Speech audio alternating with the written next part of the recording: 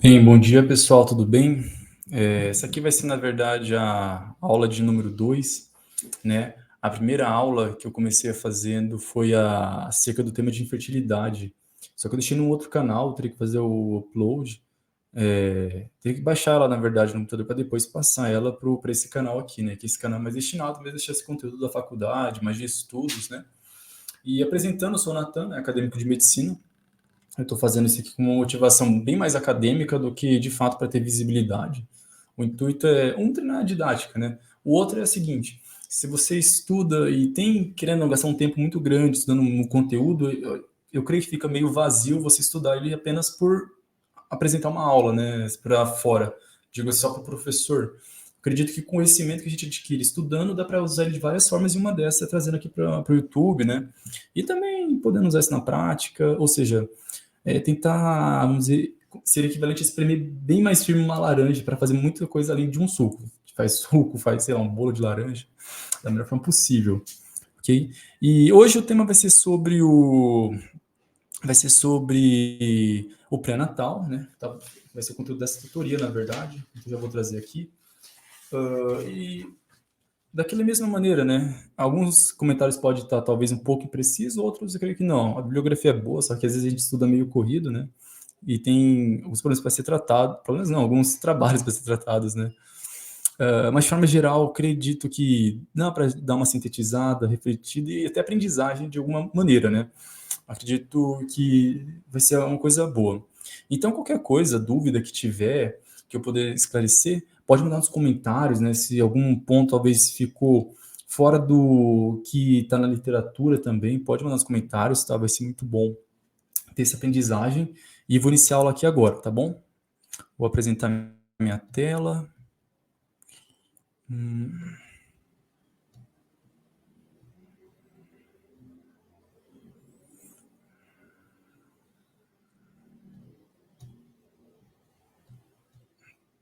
Pronto. Beleza.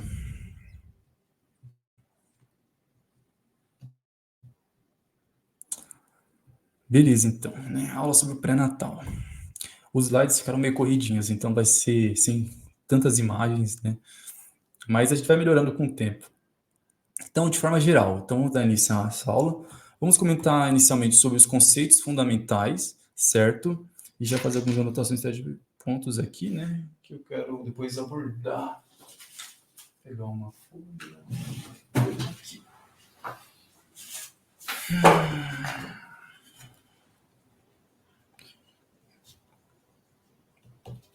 Então, só algumas anotações de algumas coisas para comentar depois.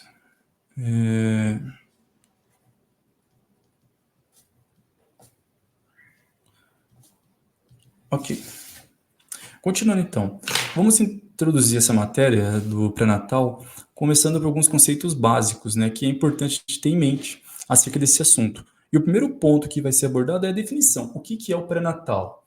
A gente pode entender o pré-natal como um conjunto de protocolos, medidas que visam principalmente três objetivos. E quais são esses objetivos? A gente quer fazer com que ocorra uma gestação completa, ou seja, que a gestação chegue até o final. A gente quer garantir também que a criança possa nascer, ou o feto possa nascer de forma saudável e garantir o bem-estar materno, certo? Então, a definição do pré-natal seria principalmente algo relacionado com essa ideia. E quais são os objetivos do pré-natal? De forma geral, podemos sintetizar esses objetivos em 5 pontos principais.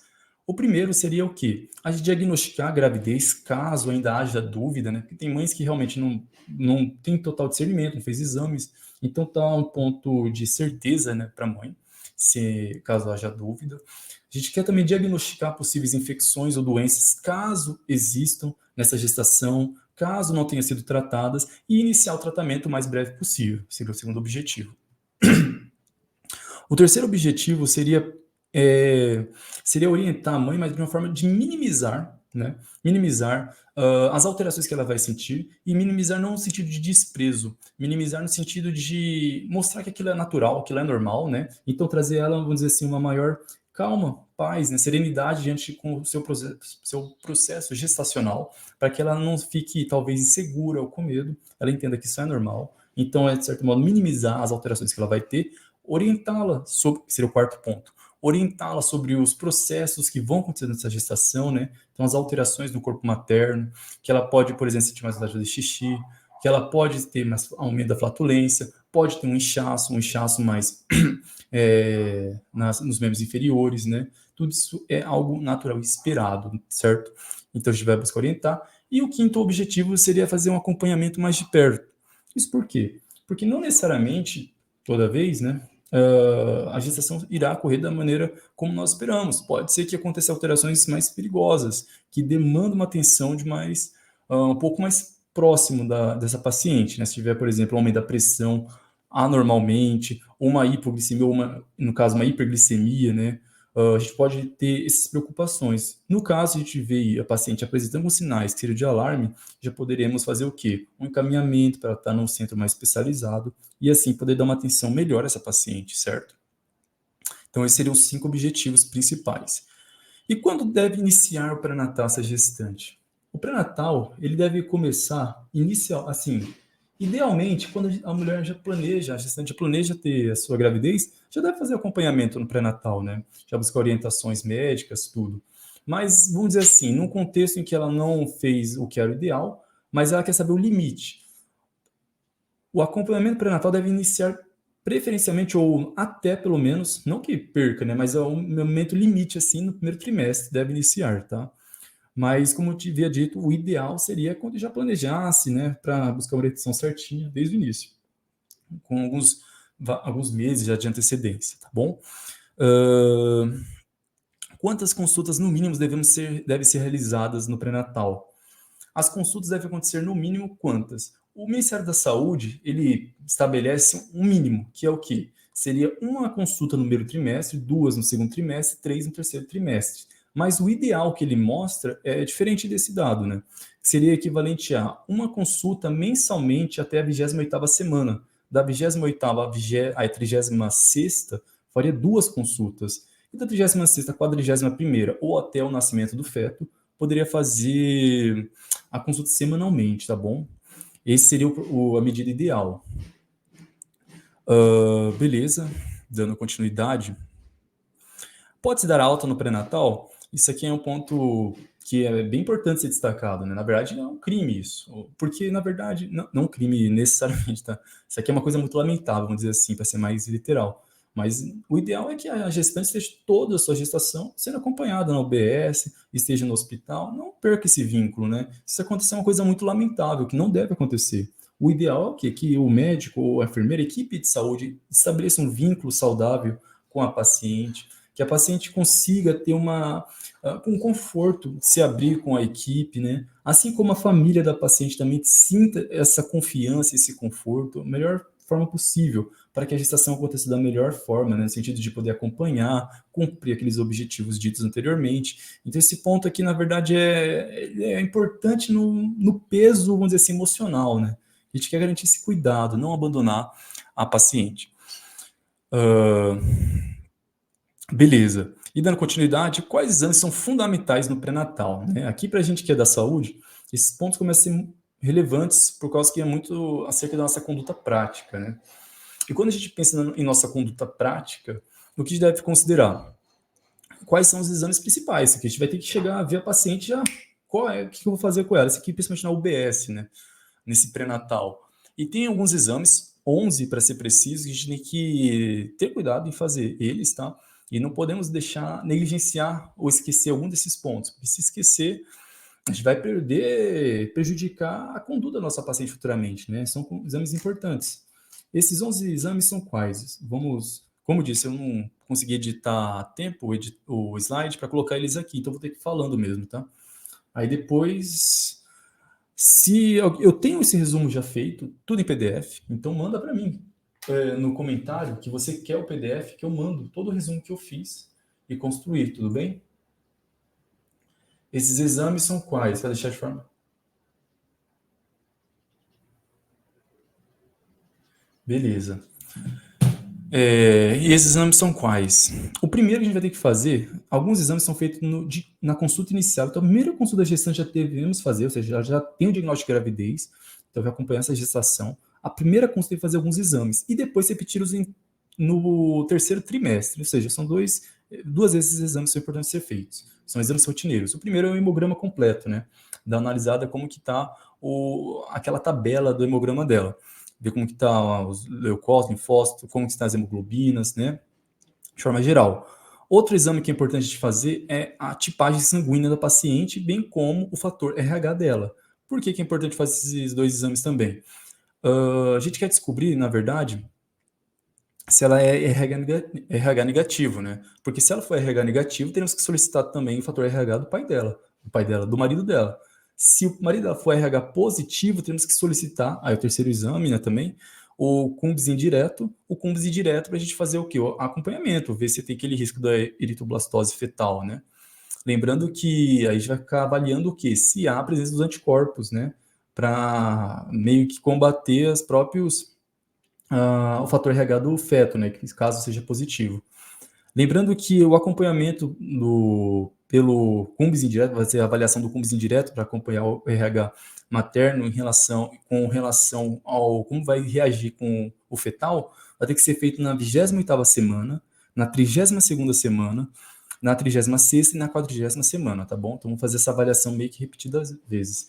Então, só para a gente recapitular, quem vai ser feito na primeira consulta e no terceiro trimestre, nesse momento agora, vai ser o hemograma, tá? Os outros vão ser meio que consequência. Consequência não, tipo, a sangue também vai fazer, né? E, de fato, o RH negativo, só uma vez faz. Mas o hemograma faz no primeiro consulta e no terceiro trimestre. Depois desses exames, ainda tem que fazer qual? Vamos ter que fazer a urinocultura, né? E a urina tipo 1, também na primeira consulta e terceiro trimestre. Vamos ter que fazer a glicemia de jejum, também na primeira consulta e na terceira trimestre. Aí vão ter que avaliar alguns anticorpos, antígenos, né? Vão ter que fazer o teste rápido para a triagem da sífilis. Nesse caso, o teste rápido você tem que fazer na primeira consulta. Já a triagem também a gente pode fazer pelo VDRL, certo? Que vai ser lá pelo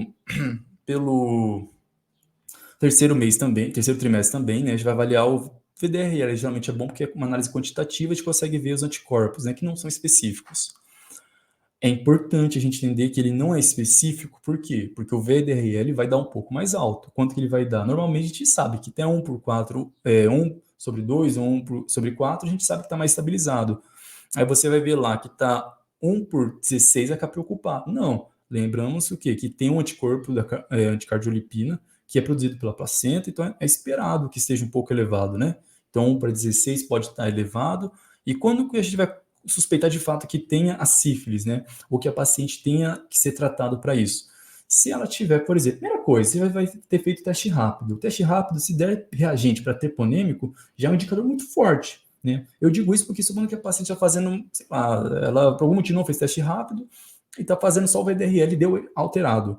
Então, você tem que avaliar esse teste rápido. Já deveria ter tido. Se uma vez em outro local, vão ter que fazer novamente. Se der positivo, então sim, pode ser para treponêmico, mas, como eu disse, a cardiolipina pode estar alta, certo? O mais importante de tudo é avaliar a clínica. A paciente está, por exemplo, com aquela úlcera, né? Ela está com a sífilis primária ou algum quadro que sugere sífilis secundário terciário, nesse caso teria que tratar, tá? Se tiver clínica associada. Se não tem clínica, vida que segue, tá? Então, ela está saudável, melhor dizendo. Então, o sexto exame seria o teste rápido, né, associado com o VDRL, primeira consulta, e no terceiro trimestre. O próximo exame seria o teste rápido para HIV. O oitavo semana, esse teste rápido só a primeira consulta, um teste rápido. O oitavo exame seria a sorologia, né, a gente pegar o anti-HIV, no caso. E nesse caso também seriam primeiros consulta no terceiro trimestre. O próximo exame seria para toxoplasmose. Esse aqui não vai ser no primeira consulta do terceiro trimestre, por quê? A gente vai fazer a sorologia de toxoplasmose para IgM e IgG. E, claro, mesmo que a paciente não tenha nada presente, a gente vai fazer uma avaliação recorrente de cada 2, 3 meses. Normalmente é por trimestre, né? Isso, claro, se a paciente tiver gato, ou seja, tiver um quadro sugestivo com a possibilidade de ela se contaminar e ter uma infecção pela toxoplasmose, ou seja, mexe com fezes de gato, ainda mais está na moda ter muito gato, né? Então é um fator ainda mais de ter atenção. Ela mexe com comida de gato, fezes de gato, essas coisas, tem que ter um cuidado, tá bom? Esse é um nono exame. O 10º seria a sorologia também para hepatite B, mesma coisa, do primeiro consulta, e outro exame vai fazer novamente no terceiro trimestre. E por fim, teremos que fazer também o teste de tolerância à glicose, né, com 75 miligramas, para a gente avaliar caso a paciente não tenha diabetes, né? Isso pode ser feito posteriormente, tá bom? Esses seriam os 11 exames. E isso é importante fazer na prática isso, certo? Outro ponto importante, e na verdade isso aqui para a área de saúde muito importante, é a avaliação do risco gestacional, né? Como a gente faz para avaliar esse risco gestacional? Primeiro, a paciente, ele pré-natal, normalmente vai fazer na UBSF, tem que fazer lá, tá bom? Ali é o ponto inicial de começar essa análise. Mas essa paciente, ficou bem pequena aqui a letra, nessa triagem, a gente vai começar a analisar vários fatores dela. Por exemplo, essa gestação dela, nesse quadro aqui. Qual era a idade dela? Se ela tem mais de 15 anos, ou mais de 30, menos de 15 anos ou mais de 35, são fatores de risco. Eu ia comentar posteriormente, eu vou comentar posteriormente, senão vai ficar muito longo o vídeo, mas são fatores de risco. Então a gente vai colocar essas pontuações aqui para ter uma ideia, né? Menos de 15 anos, a gente sabe que é um ponto, assim como mais de 35. Eu não vou ler toda a tabela, senão vai ficar muito demorado, mas e eu tenho que correr para terminar a aula aqui dentro do tempo, tá bom? Mas de forma geral, então vamos analisar a idade, a situação social, né? Como que ela está em uma situação estável, se a gravidez é planejada ou não, porque podemos ver também a questão seja uma questão de depressão da paciente, né? Qual a nível de escolaridade, porque a gente sabe que pela escolaridade podemos ter um discernimento de como a paciente conseguirá seguir orientação medicamentosa, se ela vai conseguir seguir conduta de tratamento, quais são os hábitos de vida, se ela tem tabagismo pode levar a algumas complicações não, mas pode afetar, né, o desenvolvimento fetal, pode levar a alguns problemas para ele no desenvolvimento, então é um ponto importante. A avaliação nutricional, muito importante esse ponto. Então, qual é o IMC da paciente? Né? Ela é obesa, ela não é?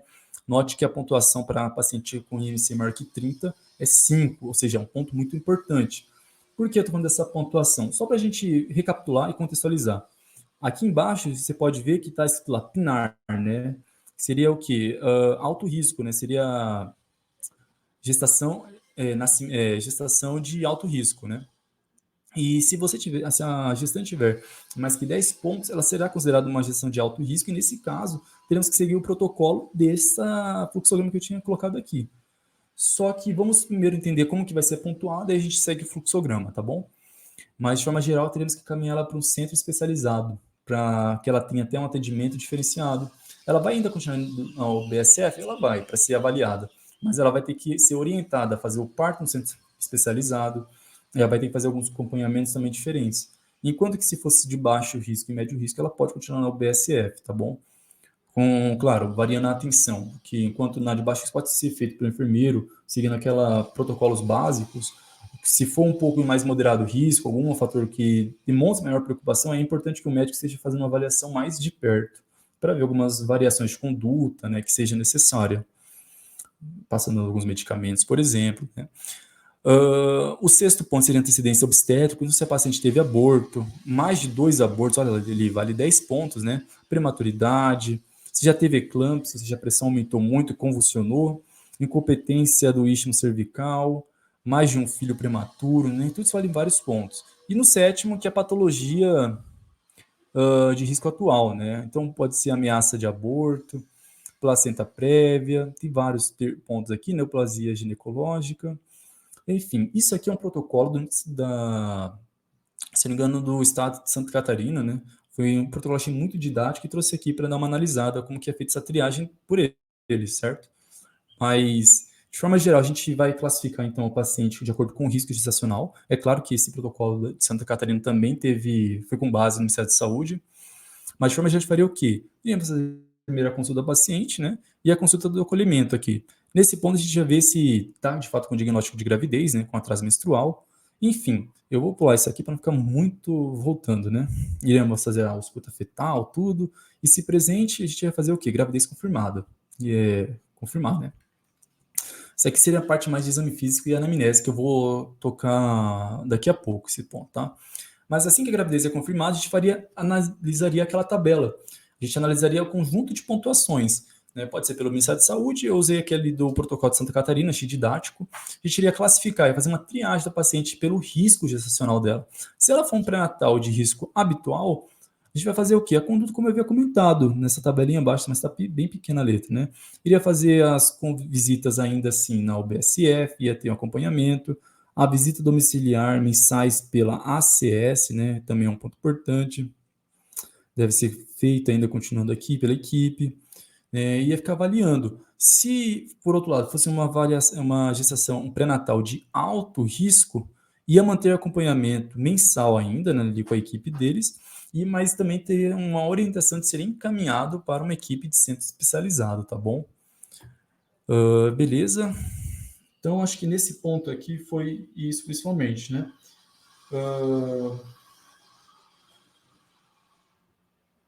Beleza, acho que desse ponto aqui fechou. Vamos para a anamnese e exame físico agora, pontos que devem ser pontuados, que também é um fator importante, né? Como que a gente vai ter nossa conduta, vamos dizer assim, no ambiente mais ambulatorial. A anamnese tem que focar como, inicialmente, em alguns fatores. Então, já buscar o quê? Alguns antecedentes da paciente, né? Como que são o seu histórico fisiológico, antecedentes se ela já teve algum aborto, já teve gestação prévia, como que foi a gestação, se ela tinha desejo dessa gestação, né? Hábitos sociais, se ela fumava, se ela bebe, como que é, como é a alimentação dela, se ela toma muito remédio, isso são coisas muito importantes planejar, perguntado. Planejamento, se já teve ISTs, como é a nutrição dela, como eu havia comentado, o parceiro teve alguma IST, o parceiro tem dificuldade de ter filhos, tudo isso é importante. Lembrando, como eu falei na aula anterior, a gestação, né, não é um processo da mulher, é um processo do casal. Então os dois têm que estar conversando, né, aqui, tem que estar junto. História ginecológica, se já teve alguma infecção, né, se a mulher já teve alguma vaginose, já teve alguma outra IST, por exemplo, clamídia, se já teve tricomonias, enfim, sífilis, são pontos importantes serem ditos. A gente tem que, na verdade, não é dito, né, questionado a paciente, e a gente tem que descobrir, essa é nossa responsabilidade, né, não é do paciente informar isso, a obrigação é nossa saber perguntar isso. E, posteriormente, depois de uma anamnese bem feita, bem construída, a gente vai abordar também outros pontos. E que pontos seriam esses? A gente tem que buscar. Não esquecer que na anamnese o significado de alguns termos, né? Por exemplo, gesta e para. Gesta faz referência ao número de gestações mesmo, né? Ou seja, se a paciente teve 3 gestações, sendo que um filho nasceu, um foi aborto e o outro nasceu morto. Independente de circunstâncias, ela teve 3 gestações, mesmo que uma dessas não chegou ao final. Então, gesta 3, certo? Aí a gente iria especificar a paridade. Paridade pode ser dito por meio desse termo, para, né? Literalmente, só para, que fala sobre a paridade. A paridade é os fetos que nasceram, vamos dizer assim, né? Que saíram, teve uma gestação completa. Aí, no caso, quem que entra no para? São literalmente quando o feto conseguiu desenvolver completamente. Não que necessariamente é seu vivo. Por exemplo, igual esse exemplo que eu falei, um teve aborto espontâneo, o outro nasceu morto e o outro nasceu vivo. Então foi para 2. Por quê? A paridade tem um filho que nasceu vivo, um filho que nasceu morto. E a gestação que teve aborto, no caso, não nasceu. Então não entra na conta, certo? É importante isso focar na anamnese também. A melhor idade para ter filho, eu tinha comentado anteriormente, é um ponto ali, né? Coloquei a idade, na terminologia gesta e para, e a idade ali embaixo, né? A idade importante é ficar. Temos que orientar, né? Se a mulher fazer uma pré-natal com mais antecedência, já ficar planejando, quero ter filho tal idade, é sempre bom a gente orientar, né? Que a idade melhor para a mulher ter filho, gerar o filho, vamos dizer assim, é dos 15 aos 35 anos, ok? Lembrando que a fertilidade da mulher, por outro lado, está maior. Isso aqui é a melhor idade para ter um filho, né? Gerar um filho é dos 25 aos 35 anos, né? Enquanto que o do homem, em termos de fertilidade, né, dos 35 aos 40 anos, né? Então, o casal, assim, vamos dizer, perfeito em termos de fertilidade, né? Quando a gente pensa na fertilidade do espermatozoide e fertilidade do óvulo, seria, vamos dizer assim, uma mulher entre os 25 e 35, os 30 anos, e um rapaz entre os 35 e os 45, 40 anos. Claro que isso não resplandece o que acontece. É mais um fator fisiológico, tá bom? Mas por que tem que falar dessa idade? Eu falei 15 aos 35, que é a idade, tá? Eu acabei de ver que não é isso não, tá? É dos 18 aos 35 é a melhor idade para ter a gestação. Falei 15, não é 15 não, é 18 aos 35. Por que que dos 18 aos 35 é a melhor idade para ter uma gestação? Porque menos de 18 anos, a chance da mulher ter uma hiperêmesis, né? Ou seja, ter muita tendência a vomitar, é muito maior, tá? Assim também temos que orientar que a mulher com mais de 35 anos tem uma tendência muito maior para ter gestações com aneuploidias, ou seja, vai ter alguma síndrome, alteração genética, bem como ter um risco aumentado para ter pré-eclâmpsia, né? Ou eclâmpsia mesmo. Então, assim, são fatores que têm que ser orientados para a gestante. Temos que também questionar sobre a menarca, quando foi a data da última menstruação, como eram os ciclos, eram regulares, sangrava muito, por muitos dias, e são fatores importantes para a gente ter ideia, tá bom? E quanto ao exame físico, temos que perguntar algumas coisas têm que ser avaliadas e são muito importantes. Por exemplo, o IMC, temos que saber se a paciente temos que calcular o IMC, ver se ela está no critério para obesidade, sobrepeso, se ela está no peso ideal. Isso é importante, porque a gente viu que é um critério até de risco. Sinais vitais dela, né? Para a gente ter ideia como que aumentar, avaliar, no caso, exame pulmonar, cardíaco, se está tendo alguma alteração, é importante. As mamas, a gente sabe que acontecem umas alterações em algumas glândulas, né? Então, essas são as orientações do corpo materno que tem que ser orientadas e instruídas, mas também tem que ser protocolado, ou melhor, inscrito na anamnese da paciente. As manobras de Leopold também são muito importantes, eu não coloquei aqui a imagem, tudo bem, mas vai ser bem mais abstrato o que eu vou falando, só que assim, é que hoje o objetivo é mais lançar a aula, mesmo que não tenha aquela qualidade de imagem. Vou tentar corrigir muito isso na próxima aula, né? Semana que vem. Não vou colocar aqui também. Vocês devem estar escutando uma serralheria, um som de construção aqui do lado. Às vezes o pessoal vem construir uma obra ad eterno aqui que não acaba jamais. Mas, enfim, né? Espero que esteja dando para ouvir aí. A manual de Leopold ela tem 4 tempos, né, importantes. O primeiro tempo que a gente tenta delimitar, deixa eu tentar deixar minha tela maior. Como a gente faz para ver fazer a manual de Leopold? Basicamente, já sei. Vou compartilhar outra tela aqui, melhor. Manual Leopold. Pronto, melhor. Melhor do que não mostrar nada.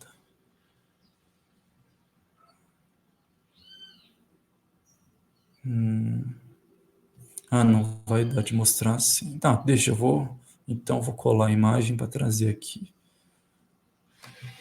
Copiar imagem, porque senão vai ficar vazio e não fica legal.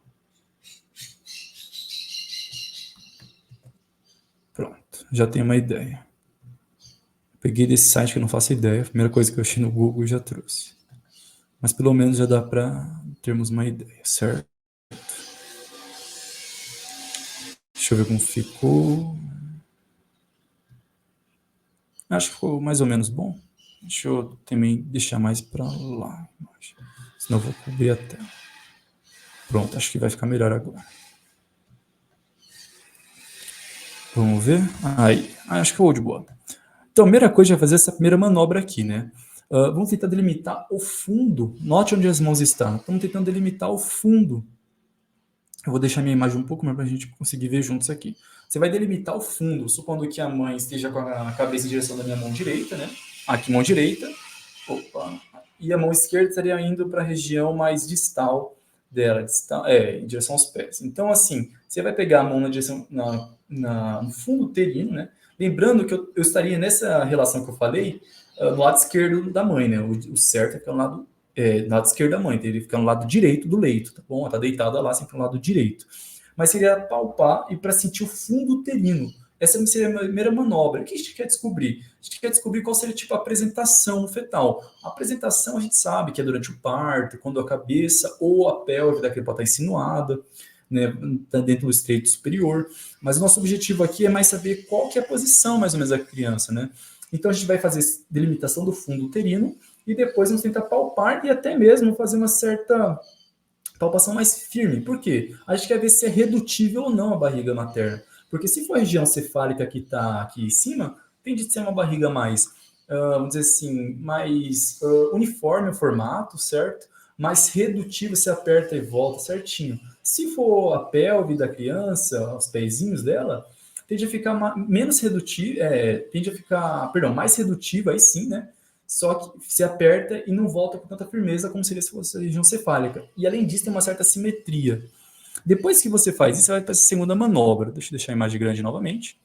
A segunda manobra, você começa a descer as mãos, né? Então, olha lá, as duas mãos são lateralizadas. Elas vão descendo para tentar palpar o dorso, né? Onde seria as costas da criança. E por meio disso vai nos auxiliar no BCF, né? Saber onde vai estar a provável localização do coraçãozinho para a gente avaliar o batimento cardíaco fetal, certo? Então, deixa eu colocar aqui. Então, basicamente, está palpando o fundo do útero, depois a gente vai colocar as duas mãos e vamos tentar descendo, né? Descer para sentir onde que é mais redutivo, onde que não é, onde está mais rígido, onde não está, porque vai ser o provável local do dorso. E no dorso a gente consegue avaliar o BCF. Avaliando o BCF, o que a gente vai fazer depois vamos com a mão, porque tínhamos que estar no lado direito, né? Mas é com a mão direita você teria que fazer. Vou fazer com a esquerda, só porque eu me coloquei nesse exemplo no lado errado, né? Mas você teria que fazer ou com o dedo polegar, ou o dedo indicador, e o polegar, ou o médio, né? Ó, o dedo indicador e o polegar, ou o médio e o polegar, você colocaria na região da região do... Opa, deu um branco aqui no nome.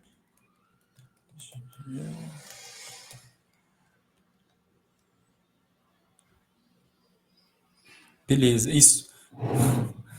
Colocar a mão na região da fossa ilíaca, né? O que você quer fazer com isso aqui? Você quer sentir literalmente, se for a cabeça da criança, você quer palpar a cabeça da criança e ver se tem mobilidade. Porque se ela tiver, no caso, a cabeça dentro da região do estreito superior, à medida que ela vai estar mais perto da data provável do parto, ela vai estar mais insinuada e vai ter pouca mobilidade. Então você quer saber a altura do polo cefálico ou pélvico, né? Normalmente do cefálico não é para palpar, em relação ao estreito superior. Se a criança tiver mais, vamos dizer assim, a mais distante da data provável do parto, tende a ser mais móvel, certo? Então a gente vai fazer isso, que é o terceiro momento da manobra, fazer essa mobilidade do polo cefálico. E por fim, né, a gente vai dar, agora sim, a primeira vez a gente vai dar as costas para a paciente, vamos cair de costas para ela, e com as duas mãos, né, seria esse equivalente a esse movimento. Deixa eu mostrar a imagem aqui primeiro. Olha aqui, esse último momento, ó, nota que o médico estaria do lado direito da paciente e está com as duas mãos, esse lado inferior direito, né, que é o quarto momento. Ele estaria palpando as fossas ilíacas. E o que acontece? Nesse que você palpa as fossas ilíacas, né, considerando que aqui estaria o fundo da barriga, tá, aqui nessa mão, aqui, ó, estaria dando um tapa no fundo da barriga, né, na base da barriga, o fundo do útero estaria aqui, difícil mostrar, mas que estaria a base da barriga, você iria colocar a mão nas fossas ilíacas e em direção ao hipogástrico. Qual o objetivo disso aqui? A gente quer ver o grau de penetração também no estreito superior do feto, certo? Então, quanto mais, vamos dizer assim, próximo da data provável do parto, essa penetração da mão seria menor. Se tiver menos, mais fácil, significa que tem mais tempo, né, para ter a data do parto provável. E se não conseguir fazer isso aqui, já está bastante insinuado, vamos dizer assim, já está bastante, já desceu bastante, ou já encaixou bastante no estreito superior ali, tá bom? Beleza, então essas foram as manobras de Leopold, dando continuidade. Peraí, só para a gente finalizar, antes de ir para as manobras de Leopold, alguns pontos importantes também seriam abordados, né? Fiquei bastante tempo falando das manobras, porque eu escrevi manoras, né? Foi para você ver a pressa, nem deu para corrigir ainda, mas tudo bem. Gente, além dessas manobras, a gente tem que considerar que ele deve ser iniciado a partir do segundo trimestre, tá? Antes disso não convém, não dá para avaliar bem, porque ainda não tem tamanho suficiente. Beleza. E qual é a correlação da idade gestacional e o limite uterino? Temos que entender que a partir das 10 à 12ª semana, o útero está começando a ter um crescimento significativo. Nesse período ele vai estar no nível da síntese pública ainda. Só que da 12ª semana até a 16ª semana, ele vai ficar crescendo nessa região que equivale entre a síntese pública e até o umbigo, tá bom? Depois dessa 16ª semana, 20ª semana, ele já vai estar no nível do umbigo, mais ou menos, da cicatriz umbilical. E a partir da 20ª semana até 32 semanas, tem uma correlação importante bem legal, né? Que você vai fazer aquele exame, né, para a gente avaliar o tamanho do abdômen, a distensão abdominal, e vai ter uma correspondência entre esse tamanho do abdômen e o período gestacional. Ou seja, Se a paciente tiver entre a 20ª e a 32ª semana, se ela tiver com 25 semanas, há uma tendência de quando se passa a fita da síntese pública até o fundo do útero, para 25 centímetros, tá bom? E essa correlação se mantém muito forte até a 32ª semana. Depois começa uma certa desproporção, tá bom? Acho que é isso, né? Esses exames sempre é bom orientar a paciente a estar com a bexiga vazia. Beleza. Além disso, outros exames são feitos na primeira consulta, eu não trouxe aqui, mas estava relendo, é importante. Vai ter que fazer o toque vaginal, né? Para a gente, na verdade, para ser avaliado o quê?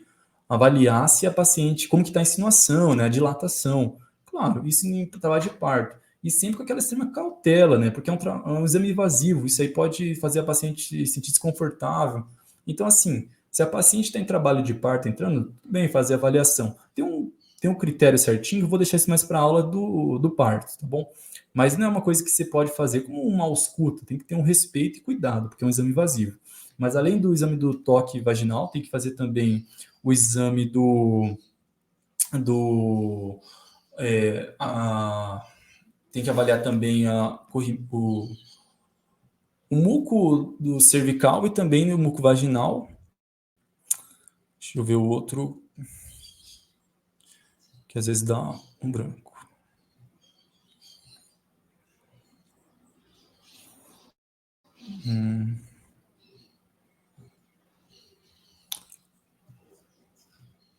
É o exame especular, né? Então, o exame vaginal, o exame especular, bem como avaliar também a presença do material vaginal e cervical. Material cervical, né, do cervice, certo? Na parte do início do útero ali. Beleza, dando continuidade agora sim, acho que dá para a gente passar esses pontos. Deixa eu arrumar o slide aqui. Aí. Agora sim. Acho que agora está certo, está certo. Então, próximo ponto, exames complementares. Importante esses. Os próximos exames, eu estou tentando correr, mas em teoria tem bastante coisa ainda. Mas eu vou tentar ser breve, porque não dá para demorar muito. Pelo menos 40 minutos, 30 minutos eu acho que dá para terminar. Eu vou tentar terminar, na verdade, nesse período.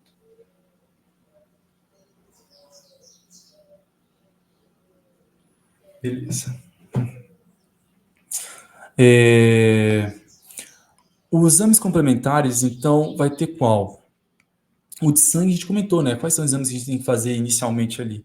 O de sangue ele é muito importante para a gente avaliar aquela questão do hemograma completo. A gente tem que avaliar a tipagem sanguínea, né? Importantíssimo também, bem como o fator RH. Tudo já tinha comentado. Uma das coisas muito importantes de avaliar no exame de sangue dessa paciente, além do CUMBS indireto, né? Avaliar a glicemia também é possível, a gente tem que fazer isso também. Vamos ter que dosar a gestante se é suspeita, avaliar se ela tem que a suspeita de eritroblastose, que é por meio do CUMBS e do RH. Temos que fazer também que ela seja orientada sobre o rastreio de diabetes mellitus, certo? Além disso, investigar algumas doenças. Dentre essas doenças, uma muito importante, eu não coloquei aqui, mas no sangue a gente já avalia, é a toxoplasmose. Bem, como disse, o slide vai ficar bem abstrato em relação ao que está sendo dito, porque não vai ter imagens, né, que é uma coisa até melhor para poder acompanhar. Mas vai ter que ser bem mesmo do que ela fala aqui nessa aula, tá bom? Aí depois aperfeiçoando. Mas a toxoplasmose vai ser como? Bem, inicialmente, como que acontece a infecção pelo toxoplasma gondii? Normalmente, a mulher que mexe no meio ambiente doméstico com fezes de gato, tem animal de estimação lá, né? Dá comida para ele, pode ter contato e se contaminar, mas pode ser por alimentação também, pode ser por animais contaminados, né? Então, tem esse risco de contaminar com esse protozoário. A infecção fetal, isso pode acontecer de forma transplacentária, tá bom? Então, a toxoplasmose, ela entra no corrente sanguínea e pode infectar o feto via transplacentária. E a idade gestacional que é mais comum dessa infecção acontecer é no terceiro trimestre. Embora a infecção no primeiro trimestre seja muito mais perigoso, pode levar a um aborto espontâneo, até mesmo alterações importantes no feto, no terceiro trimestre é a maior taxa de infecção fetal, tá bom? E como que é o diagnóstico de sorologia? Eu vou abordar daqui a pouco, mas antes é importante destacar toxoplasmose. Tinha um ponto que eu queria trazer aqui. Acho que não. Então tá. Como que é feito o diagnóstico clínico? A toxoplasmose, então, a mulher vai avaliar isso como? Por meio do exame de sangue mesmo, tá bom?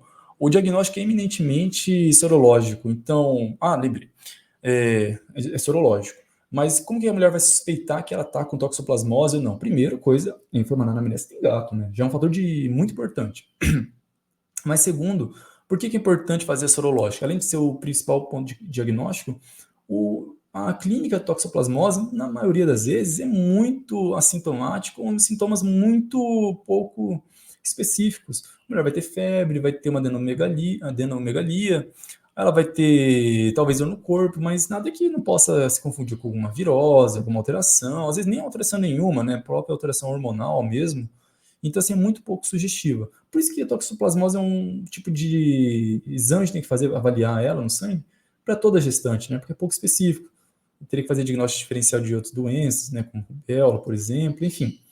Mas o que se faz desde início no ambiente hospitalar ou na UBSF pode fazer também no exame de sangue, vai ter que ser a avaliação da toxoplasmose.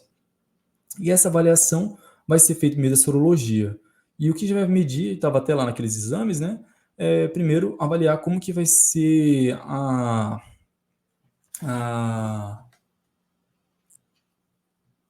o tipo de sorologia que vai ser identificado. A paciente ela pode apresentar, a gente vai procurar o quê? Dois anticorpos específicos, que é a IgG e IgM. A IgG ela tende a ser mais aparecer de forma crônica, né? E a IgM ela tende a aparecer. Deixa eu procurar aqui. Não trouxe uma imagenzinha, tranquilo. Eu trouxe sim, só para dar uma auxiliada aqui. Mas, enfim, a IgG, ela tende a aparecer de forma mais crônica, enquanto que a IgM, ela aparece de maneira mais aguda, se não me engano, até o quarto mês, né? Então, quais são essas amostras laboratoriais que a gente pode identificar nessa paciente?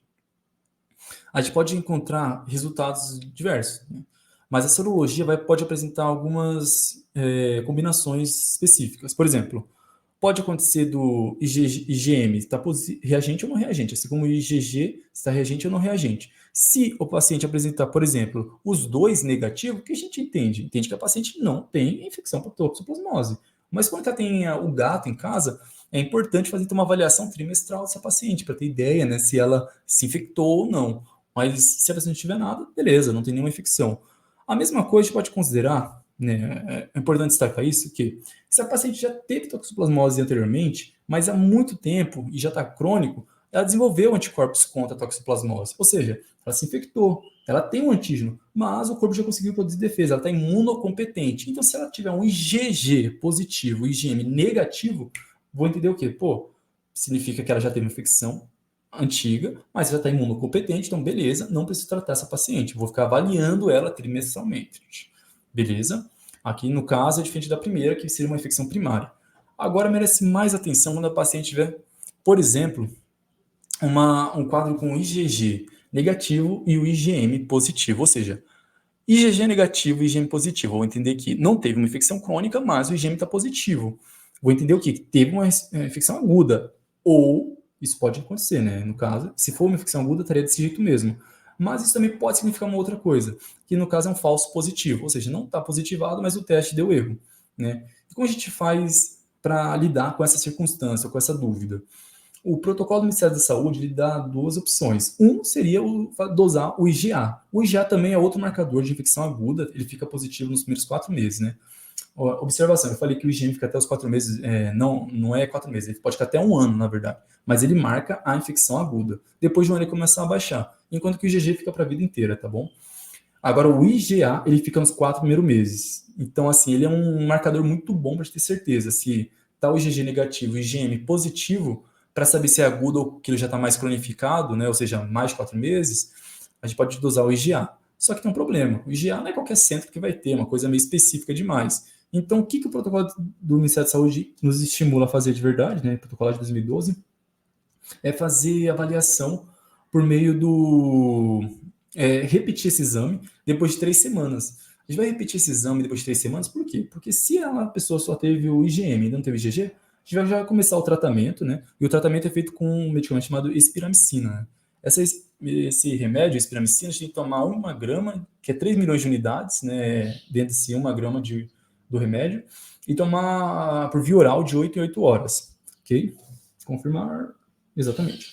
De 8 em 8 horas via oral. Já fazer isso vamos passar isso para a gestante por 3 comprimidos por dia, né, durante 3 semanas. Em 3 semanas, vamos reavaliar, fazer o exame novamente da toxoplasmose para ver se dá positivo ou negativo. Se der o IgG positivo, a gente vai confirmar o quê? Putz, era realmente uma infecção agudizada que agora já cronificou, produziu IgG. Então, vamos continuar o tratamento e já vamos fazer o que depois? Vamos começar não só agora, diagnosticou, né? Agora é fato que estava com toxoplasmose, mas vamos avaliar e fazer o diagnóstico para ver se o feto também estava infectado, se houve alguma infecção fetal.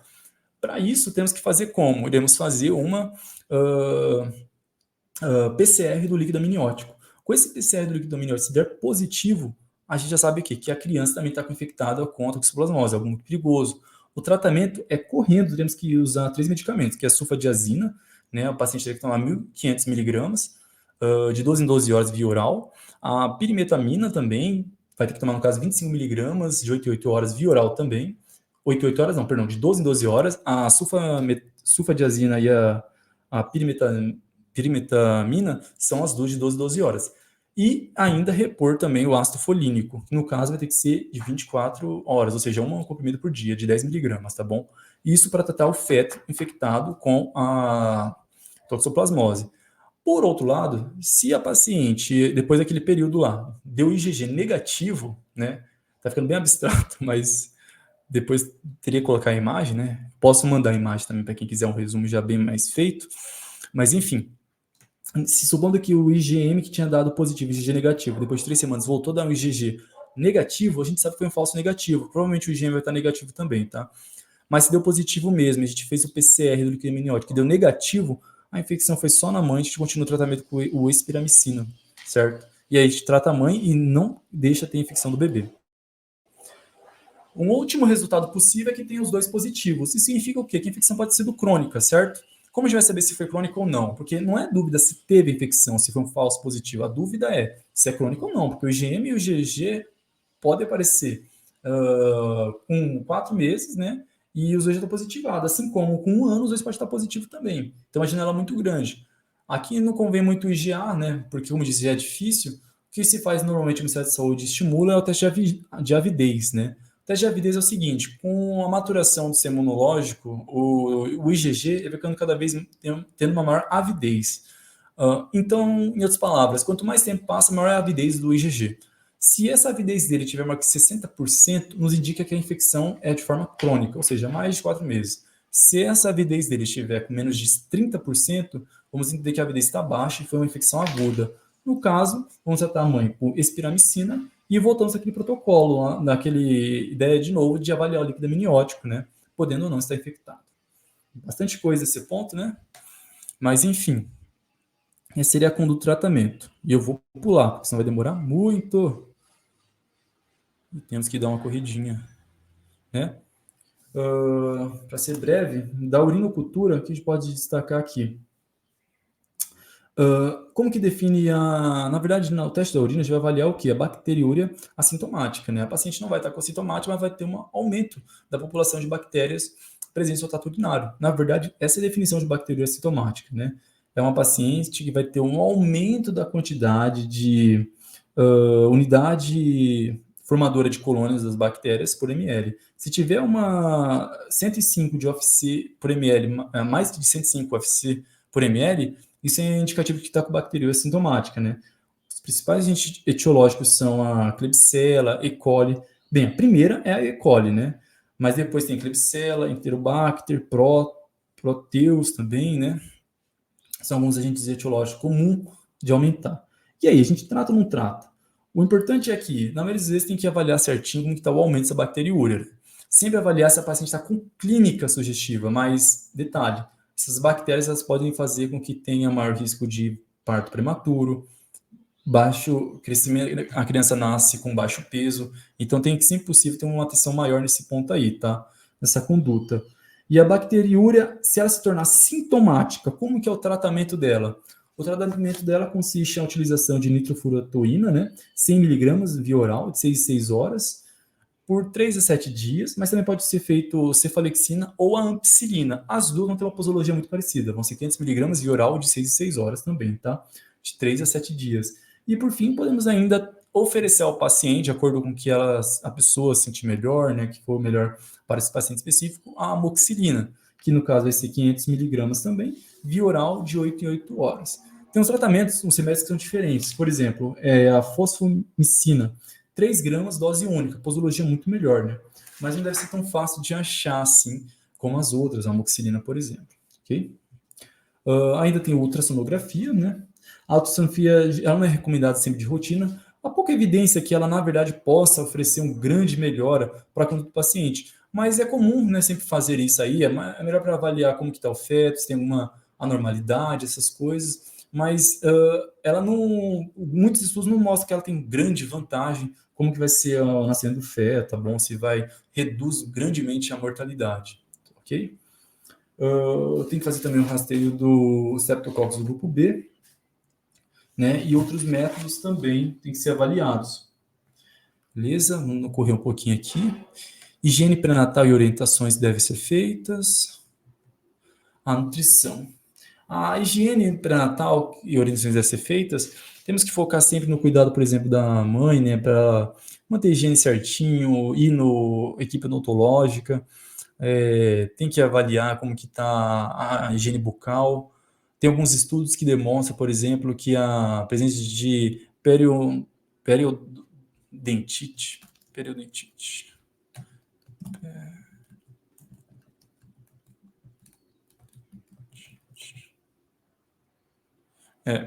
a presença de algumas periodontites pode fazer com que algumas bactérias entrem na circulação sistêmica e isso pode fazer com que alguns anticorpos tenham uma ação contrária à própria placenta.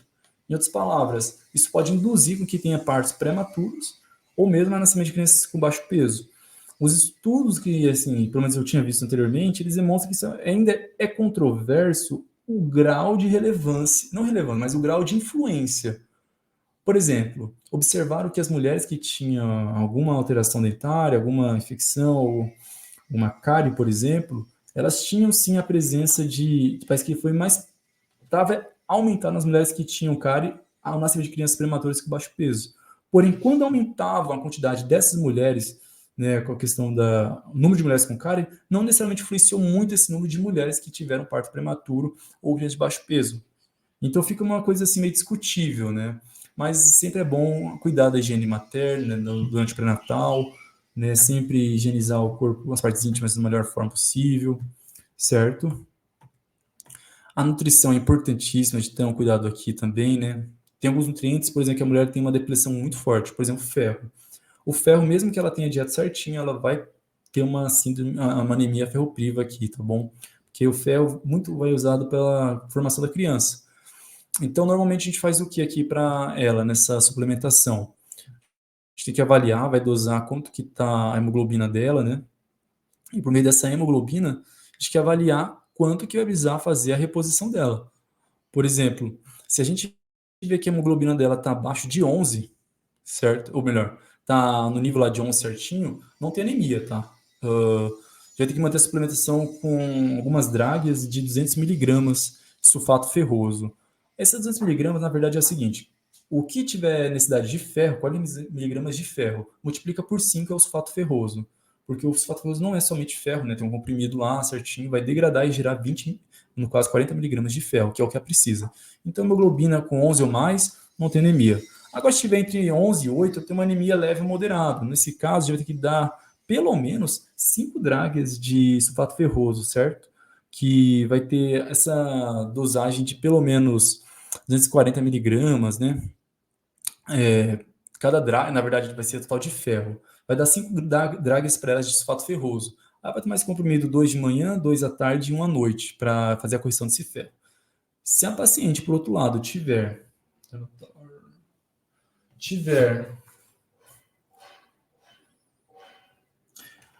Abaixo de 8, a hemoglobina dela, ela está com anemia muito grave. O que a gente terá que fazer é encaminhar ela para o serviço especializado e já fazer essa reposição de ferro, tá bom? Teremos que fazer uma nova dosagem, depois de avaliar por uma equipe especializada, porque ela vai ter um pré-natal de alto risco já por isso, tá bom? Beleza. Voltando, deixa eu só responder aqui uma colega.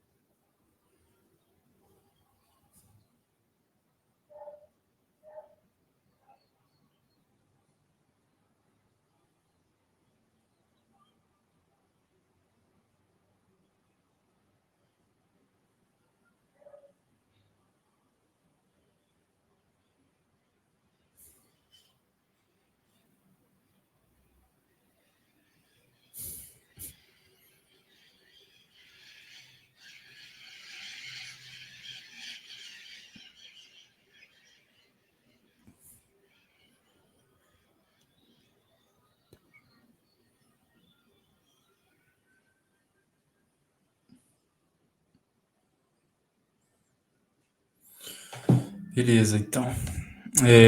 Algumas queixas comuns na gestação, né? É comum a gestante apresentar, então, náusea, vômito, né? A gente observa muito frequentemente, né? Gengivite, então pode ter sangramento na gengiva, pirose, como se fosse gastrite, como queimação que acende região extraesternal, constipação, dificuldade de usar o banheiro. Isso acontece porque a progesterona, ela, na verdade, atua desestimulando as contrações intestinais. Então, ela pode ter mais dificuldade de usar o banheiro. Hemorroida, porque à medida que o feto vai crescendo, começa a ter a compressão das veias mesentéricas inferiores, e isso faz com que tenha uma congestão, que pode fazer com que a circulação retrógrada tenha uma maior pressão, certo? Então, assim, hemorroida, a gente sabe, né, essa circulação da região anal, tem aqueles vasos, aquele plexo venoso, pode fazer a hemorroida. Edema gravitacional, que sendo os membros inferiores, edema generalizado também pode acontecer, né, no caso aqui no desequilíbrio, questão de sódio, uma maior absorção de líquido, retenção de líquido. Varicosidades, pelo mesmo motivo lá também comentado, vai ter uma compressão do veio mesentérico inferior, e isso leva a uma certa congestão retrógrada. Cãibras, não se sabe ao certo, a literatura diz que não sabe ao certo o motivo das cãibras, mas tende a acontecer, né? Que coloquei cãibra com 2B ali. Sintomas urinários vão estar presentes, já que a bexiga vai estar comprimida, tonteira e vertigem vai estar presente também, já que vai estar perdendo muito nutrientes, ferro, vai tudo para o feto. Cansaço, querendo ou não, o metabolismo da mulher tende a ser muito consumido, então, para a formação de uma nova vida, né? Dor lombar pelo peso, mucorreia e leucorreia pode acontecer, mas tem que ficar atento, e cefaleia também, né? Pela progesterona, pode fazer com que tenha algumas contrações, o relaxamento dos músculos do encéfalo e, consequentemente, pode provocar dor, certo? Tipo enxaqueca, mas remédio para combater enxaqueca deve ser evitado, tá bom?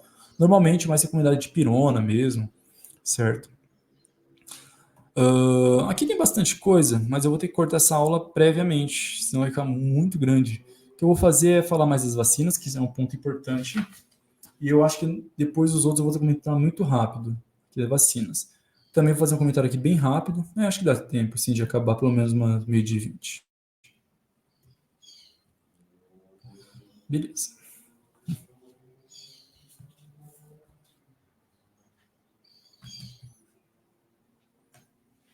Beleza, então. Iniciando essa parte aqui dos medicamentos, o que pode dizer?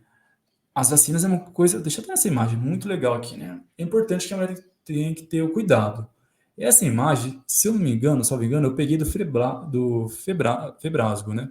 Só que assim, isso aqui varia um pouco de acordo com o Ministério da Saúde, né? Eu não trouxe do Ministério da Saúde aqui, mas o que acontece? Algumas vacinas tem que ter muita atenção. Por exemplo, quando a gente pensa na gestante, as vacinas que ela necessariamente tem que tomar de acordo com o Ministério da Saúde, de fato, tem ali do tétano, o X ali recomendado, né? Tétano, difteria, tríplice bacteriana. A do tétano ela tem que tomar. Só que ela tem que tomar a partir da 20ª semana e são 3 doses. As outras 2 doses tem que tomar num intervalo entre 60 dias entre elas, certo? Mas pode ser no mínimo de 30 dias. Então, depois de 20ª semana, toma a primeira dose. Se não tiver nenhuma dose, tomou nenhuma dose antes, pode tomar a primeira dose. Depois toma a segunda e a terceira com intervaladas entre 30 e 60 dias. O ponto importante destacar aqui é o quê? Que se a mulher já tiver tomado as 3 doses há mais de 5 anos, ela não precisa tomar as 3 novamente, é só tomar uma de reforço depois da 20ª semana. Se ela não tiver tomado as 3, mas estiver incompleto, ela vai tomar o quê? Vai completar a partir da 20ª semana. Então, tomou uma, vai tomar a segunda e a terceira a partir da 20ª semana, com intervalo de 60 dias, tá bom? De 30 a 60 dias. O próximo vacina que está de fato no Ministério da Saúde também é a da influenza, que está ali, né? Vírus inativado. Isso aí passou a gestante a tomar a partir de 2012, 2010, não me recordo quando foi a pandemia que teve da H1N1, né? Só que percebeu o quê? Que muitas mulheres que estavam tendo síndrome respiratória aguda era gestante, 22% eram as gestantes. Então elas entraram como grupo de risco e passaram a receber essa vacina como sendo aquelas de rotina recomendada, tá bom? A outra vacina que passaram a receber também foi da hepatite B, né? Também está no Ministério da Saúde. O da hepatite B é interessante, que a mulher tem que tomar a partir do segundo trimestre. A partir do segundo trimestre, e o intervalo entre elas é meio diferente das demais. Por exemplo, tem que ser 30 dias entre a primeira para a segunda, só que da segunda para a terceira tem que ter um intervalo de pelo menos 150 dias, né? Ou da primeira para a terceira tem que ser 150 dias, certo? Então tem que ser primeira dose no segundo trimestre, passou 30 dias a segunda dose, passou mais 150 dias, pelo menos, terceira dose, tá bom? Então tem que ter esse intervalo aí, importante. Beleza. Finalizar logo isso aqui. Você vê ali que tem hepatite A como recomendada. Se a gente for no protocolo do Ministério da Saúde, ele fala que não é recomendada, na verdade, para tomar todo mundo. É mais em circunstâncias especiais, certo? O paciente tem algum risco, enfim. Mas não é uma vacina que você toma, pelo menos não é aquelas que tomam naturalmente de rotina. Outra importante é a coqueluche. A coqueluche, você não está vendo aí, na verdade, ela seria aquela da tríplice bacteriana. A tríplice bacteriana a gente coloca junto com a outras duas vacinas, vacina de outras duas bactérias, que é a difteria e a do tétano, para reforçar, né? Então a mulher vai ter que tomar também 3 doses dessa da coqueluche, que ela tem que tomar também a partir da 20ª semana e depois intervalado de 30 dias entre as demais doses, tá bom? Importante isso aí também, ter um cuidado. Lembrando que os anticorpos, a coqueluche, quando ela infecta a mãe, né, os anticorpos que é gerado para combater essa bactéria, pode também reagir contra a placenta e levar ao prejuízo do feto, certo? Tem outras vacinas que a gente vê aqui que elas são contraindicadas, da influenza, sarampo, cachumba, rubéola ou da varicela. Isso porque são vírus inativados. Na gestação você pode infectar a criança e são teratogênicos demais, muito perigosos. Então é contraindicado, não deve tomar. O da HPV, rubéola também são. Depende, né? Se evidência de uso em situações especiais, sem evidência, né? São meio assim, também não é muito recomendado, né? A rotineira. Assim como a de febre amarela. A febre amarela não é recomendado. Mas se uma gestação tem risco de ser infectada, é melhor tomar. Porque a infecção pelo vírus da febre amarela é pior do que o efeito da vacina, tá bom? Tem que tomar alguns cuidados. Essas são as principais vacinas que eu trouxe aqui. Tem os antimicrobianos também, né, que são importantes de dizer, por exemplo, as sulfas. Os derivados das sulfas, eles vão competir pela albumina fetal, né? Então, assim, em vez de ele toma o espaço da bilirrubina, que estaria ligado com a albumina, e começa a ficar a sulfa. A consequência disso é que muita bilirrubina indireta pode ir para a circulação da criança, e isso pode fazer com que tenha a passagem de bilirrubina indireta para a barreira hematocefálica. A consequência disso é gerar aquela síndrome de Kernicus, né? A criança fica meio icterítica, fica com icterícia, né? Fica amareladinha e fica bem malzinha, né? Então tem que tomar cuidado com isso. Vancomicina também tem que Tem que tomar cuidado com algumas outros remédios, como a pirimetamina também, quando se trata das sulfas, elas podem reagir e meio que fazer uma depressão muito grande de ácido fólico, tem que repor ácido fólico também. A vancomicina pode causar falência renal e auditiva, tem que tomar esse cuidado. As quinolonas pode causar alteração na cartilagem das articulações, né? Os esquemas tuberculostáticos para tratar doenças como, por exemplo, os fármacos da própria hanseníase, rifampicina, por exemplo, não causam alteração, mas tem uma que tem que tomar cuidado, que é a streptomicina. Ela pode causar uma surdez congênita, tá? Então temos que ter cuidado com o resto aí. Antifúngicos, temos que tomar cuidado com alguns, né? Não é cuidado, com todos tomar cuidado, mas tem uns que são mais seguros. Por exemplo, o miconazol é seguro, a gente sabe, na gestão é seguro. Já alguns outros, como o cetoconazol, a partir do segundo trimestre, ele se torna mais. Deixa eu ver aqui certinho, só para não trocar informação. Cetoconazol.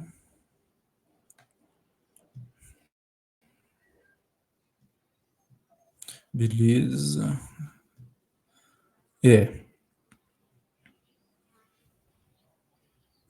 Exatamente. Eu ia falar cetoconazol se ele é seguro até 2 semanas ou a partir de 2 semanas, mas a partir de 2 semanas é seguro o seu uso, tá bom? Voltar aqui para a aula, beleza. E tem uns que já tem são mais controversos, por exemplo, fluconazol, esses derivados dos grupos dos triazólicos, eles são um pouco mais perigosos, tem literatura meio divergente acerca deles. Então, é bom evitar. De preferência, ficar com o miconazol ali, ele tem que estar numa faixa de mais segurança, tá bom? Os medicamentos cardiovasculares, a gente sabe que eles são mais perigosos, sempre tem um cuidado com eles bem importante. Antifúngicos. Os antiomínticos, a partir do segundo trimestre, é mais seguros a eles, né? O praziquantel é o fármaco mais seguro que tem dos antifúngicos, na verdade é para tratamento de teníase, né? Das tênias. Então ele é mais seguro, tem segurança fetal, não causa nenhuma alteração, ok? Dos antiomínticos,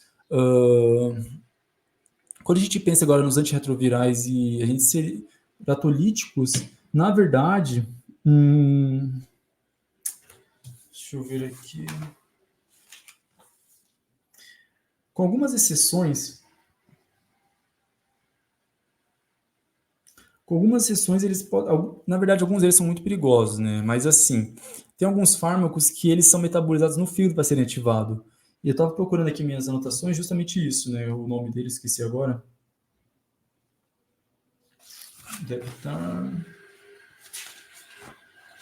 Enfim, aqui. A azotropina, né? A azathioprina, ela é literalmente esse caso. Ela é metabolizada no fígado, mas no fígado fetal não fica metabolizada. Então ela meio que circula na circulação fetal e não causa nada. Porque, pelo menos os estudos não mostraram nada. Porque basicamente foi ativada pelo metabolismo, né, do fígado. Beleza, desses aqui acho que foram. Os cardiovasculares a gente tem que tomar um cuidado muito grande, a gente sabe, né? O IECA e o BRA, altamente teratogênicos, pode causar uma malformação cardiovascular, pode levar a formação não só cardiovascular, ocular, auditiva, cardiovascular, neurológica, então deve ser evitados demais esses.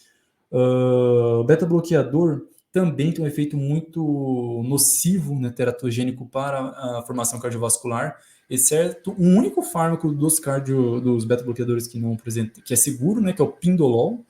O resto tende a ter forte efeito teratogênico. Quase todos os diuréticos tendem a ser também perigosos, né, com algum efeito teratogênico, exceto os bloqueadores de canal de cálcio, como a nifedipina, tende a apresentar um efeito melhor, né, usado normalmente com as gestantes. Anticoagulantes, podemos para gestante, normalmente a heparina de baixo peso molecular, né, não fracionada. E da varfarina tem que tomar cuidado, que também ela é muito teratogênica, tá? O efeito cardiovascular dela pode ser muito grande, ou seja, uma malformação. Os anticonvulsivantes também tem que ter um certo cuidado, por exemplo, antidepressivos também, como os tricíclicos, os benzodiazepínicos, ácido valproico, tem que tomar cuidado, altamente teratogênico, é perigoso, antipsicótico, certo? Os AINES, em geral, não causam nenhum efeito, vamos dizer assim, certo? Só que tem que tomar cuidado, porque isso pode levar a aumentar, por exemplo, pode causar alguns AINES, né? Falência renal, podem fazer com que tenha um certo alterações na gestação, né? Principalmente a partir do terceiro trimestre. Mas, de forma geral, a dipirona tem que ser segura, paracetamol tem que ser mais seguro, certo? Vitaminas e hormônios, tem que tomar cuidado com a vitamina A, que em doses altas ela pode ser teratogênico, né?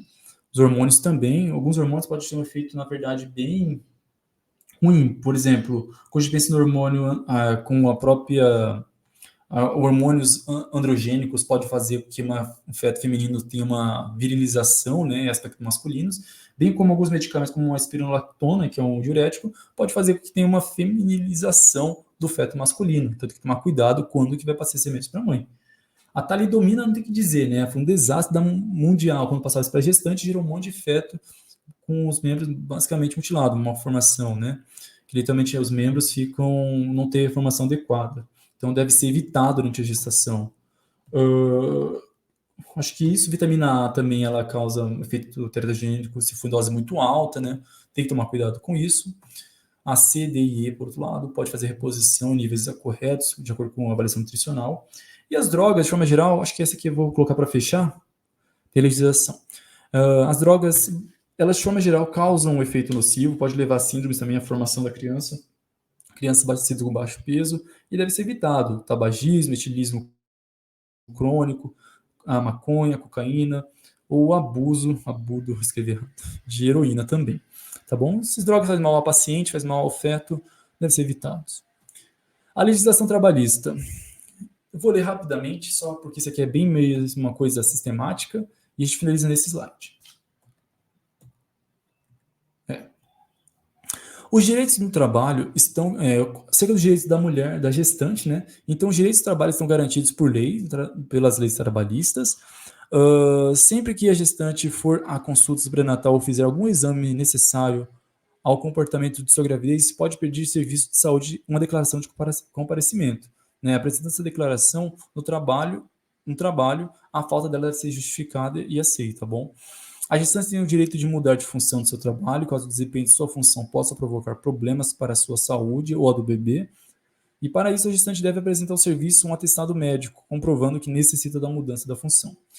A partir da data da confirmação da gestação e até 5 meses após o parto, a gestante tem estabilidade no emprego e não pode ser demitida, a não ser por justa causa, isto é, nos casos previstos pela legislação trabalhista, como cometer um crime ou roubo ou homicídio. A gestante tem direitos à licença maternidade de 120 dias, com remuneração integral e benefícios legais, a partir do 8º mês de gestação. E o salário materno é devido a partir do 8º mês de gestação, comprovando por atestado médico, ou de data do parto, ou da última data, ou data provável do parto, certidão de nascimento. A mulher tem direito de ser dispensada do trabalho por 2 períodos, de 30 minutos para aumentar o bebê até que se complete 6 meses de vida. Coloquei aqui também outro, mas na verdade repetiu o slide. Tem outras medidas também de leis trabalhistas, trouxe aqui algumas, a gente tem ideia que o sistema jurídico, ou melhor, a legislação de cada estado, mas também assim, a gente vê isso, que é assegurado os direitos da gestante, né? Deve ter licença maternidade, não poder ser demitida, ter um certo resguardo para poder cuidar do seu filho, e assim bem como do próprio pai, né? Se não me engano, 5 dias após o nascimento, ele também tem esse direito de acompanhar. Então é importante a gestante ter consciência dos seus direitos para poder se proteger. E essa foi uma aula bem rápida, bem profilática que já finalizou, tá bom? Sobre o pré-natal. Era para ter feito ontem, acabei ficando um pouco corrido, não deu tempo.